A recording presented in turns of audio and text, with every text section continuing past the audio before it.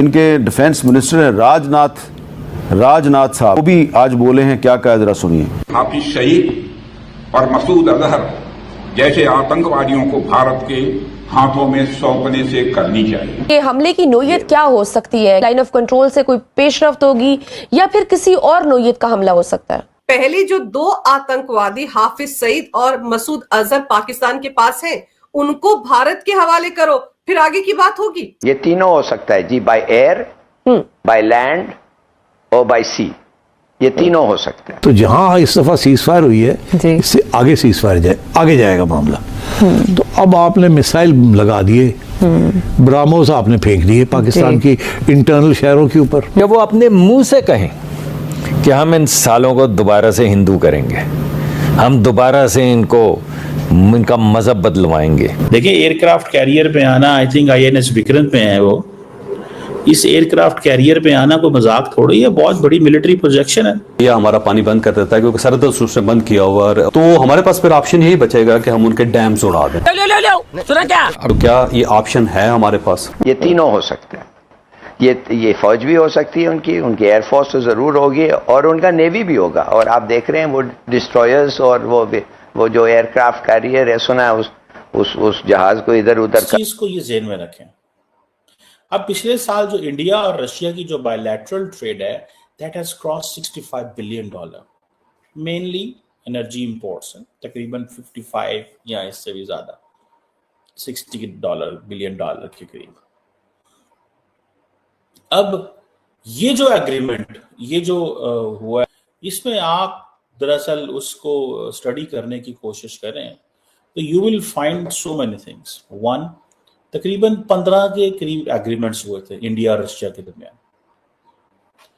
MOUs, trade promotion, business, Russia और India के दरमियान बिजनेस को कैसे प्रमोट करना, so and then to how to take a trade to $100 billion in 2030. It means India desires to buy the Russian oil at this rate or cheaper. देखें, याद रखें एक चीज को, इंडिया की 1.4 बिलियन आबादी है, 1400 मिलियन लोग हैं, 1400 मिलियन। अमेरिका की वो 300 मिलियन है, Pakistan 320-30 million I think, Pakistan की तकरीबन 240-50 मिलियन है, इंडिया की 1400 मिलियन की आबादी है। आप क्या समझते हैं, 1400 मिलियन की आबादी को तेल नहीं चाहिए, डीजल नहीं चाहिए, एनर्जी नहीं चाहिए, कहां से पूरी करनी है? Relevant. If India is not relevant, India ने ग्रेट पाक कंपटीशन से क्या लिया?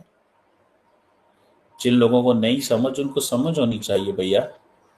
वरना हम तो FATF में जाने वाले नहीं थे और हम तो जी बड़े अच्छे लोग हैं, तो यकीनन इसके ऊपर जो है दुनिया सिर्फ हंसेगी और मजाक ही उड़ाएगी। पाकिस्तान में इस तरह के लोग आपको ना सिर्फ ये कि पॉलिटिकल रैली तो खैर होती रहती है, कभी हाफिज सईद की तो कभी मसूद अजहर के ग्रुप की या किसी और ऐसा टेरर ग्रुप जो कि सारी दुनिया जिसको बैन कर चुकी है, सारी दुनिया जिसको टेरर ग्रुप कह चुकी है, लेकिन हमारे लोग हैं कि मानने को तैयार ही नहीं होते और यही कहते हैं कि नहीं जी, ये तो जी पाकिस्तान की खिदमत कर रहे हैं, ये तो इस्लाम की खिदमत कर रहे हैं। मुझे आज भी याद है कि जब हम लोग स्कूल में थे और उस जमाने में जो है वो हाफिज सईद को तो खैर अभी रिसेंटली अरेस्ट किया गया है, वरना या कह लीजिए होम अरेस्ट किया गया है, ये बाहर घुमा करता था। तो सुनने में यही आता था, कहा यही जाता था कि पाकिस्तान ने हाफिज सईद जो है वो भारत को डराने के लिए रखा है। जी हाँ, बिल्कुल ऐसी बातें मैंने सुनी है और कहा यही जाता था कि हाफिज सईद और मसूद अजहर और इस किस्म के लोगों को जो जिहादी माइंडसेट के हैं, जो एक तरह से टेररिस्ट ही हैं, उनको पाकिस्तान ने इसलिए रखा हुआ है क्योंकि भारत को डराने के लिए। और जिस किस्म की तकरीरें आप यूट्यूब पे चेक कर सकते हैं हाफिज सईद और दूसरे लोगों की, आपको मिलेंगी, उसमें यकीनन नफरत के अलावा कुछ नहीं है। नमस्कार दोस्तों, तबीयत थोड़ा सा खराब है, इसलिए वॉइस में थोड़ा सा दिक्कत आ सकता है, इसीलिए भूल चूक माफ कीजिएगा। दरअसल भारत की डिफेंस मिनिस्टर राजनाथ सिंह हाल